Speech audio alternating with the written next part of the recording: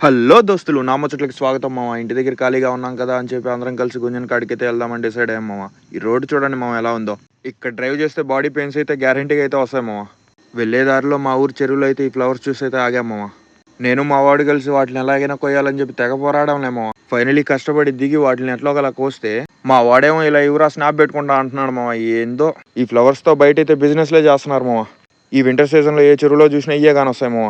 A few moments later, a few minutes later. కొద్దిసేపు తర్వాత మా రాజామా వాళ్ళు అయితే వచ్చాక అందరం కలిసి అయితే బయలుదేరేసాం మామ. ఏమో ఇంత లేట్ అయిందంటే వెళ్ళేదారిలో స్నేక్స్ ఉంటాయి, అందుకే కర్ర కోసం అయితే ఎతుకుతూ ఉన్నామని చెప్తున్నారు మామ. ఇంకా బైక్లన్నీ ఒక దగ్గర వేసేసి తెచ్చిన స్నాక్స్ అయితే తీసుకుని గుంజన్ కాడికి అయితే బయలుదేరేసాం మామ. ఇది మా ఊరి ఫస్ట్ గుంజన్ మామ. చిన్నప్పుడు అయితే మేము తెగ మునిగే వాళ్ళం. ఇక్కడ సమ్మర్ వచ్చిందంటే చాలా మంది అయితే ఇక్కడికి వచ్చేవాళ్ళు. ఇక్కడికి నైట్ టైం చేపలు పడడానికి అయితే చాలా మంది అయితే వస్తారు మామ. ఇది ఎగ్జాక్ట్లీ మా ఊరికి 1 కిలోమీటర్ దూరంలో అయితే ఉంటుంది మామ. రాజంపేట నుంచి అయితే ఇక్కడికి ఒక 30 కిలోమీటర్స్ అయితే ఉంటుంది మామ మా ఊరికి. ఇటు సైడ్ నుంచి సెకండ్ గుంజన్ కాడికి వెళ్ళడానికి ఇంకో టాస్క్ మామ. ఫైనలీ ఒక హ్యాండ్తో మొబైల్ పట్టుకొని ఇటు సైడ్కి అయితే ఎట్లోకల్లా వచ్చేసాం మామ.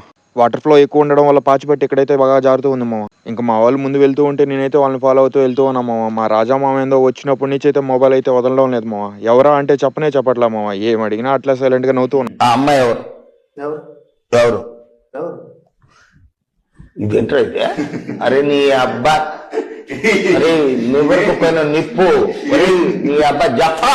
అక్కడి నుంచి వచ్చాక ఎగ్జాక్ట్లీ 500 మీటర్స్లో ఈ సెకండ్ గుంజన్ అయితే ఉంటుంది మామ. ఎందుకో జనాలు మాక్సిమం స్విమ్మింగ్ అంటే ఈ ప్లేస్లో ఇంట్రెస్ట్ అయితే అసలు చూపిరు మామ. వచ్చేటప్పుడు చాలా మంది నన్ను అడిగా ఏమన్నా జాబ్ ఏమన్నా చూసుకోవచ్చు కదా రెడ్డి అని. అదే ఉంటే మీ బోర్డు సలహాలు ఎందుకు వింటా ఉంటా ఏదైనా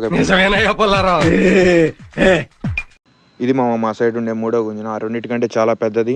దీనికి పెనగలూరు నుంచి రావచ్చు మామ, మా సైడ్ నుంచి అయినా రావచ్చు. మేము వచ్చేటప్పుడు చాలా మంది అయితే ఇక్కడ మునగడానికి అయితే వచ్చున్నారు మామ. వీళ్ళ బ్యాచ్ అంతా మునుగుతూ ఉంటే మీరు ఎటైనా పోండి అన్నట్టు ఆ పిల్లోడు అయితే అక్కడ కూర్చొని వాళ్ళని చూస్తా ఉన్నాడు. మేము మునగడం స్టార్ట్ చేసాం లేదో జనాలు అయితే చాలా మంది అయితే వచ్చారు మామ.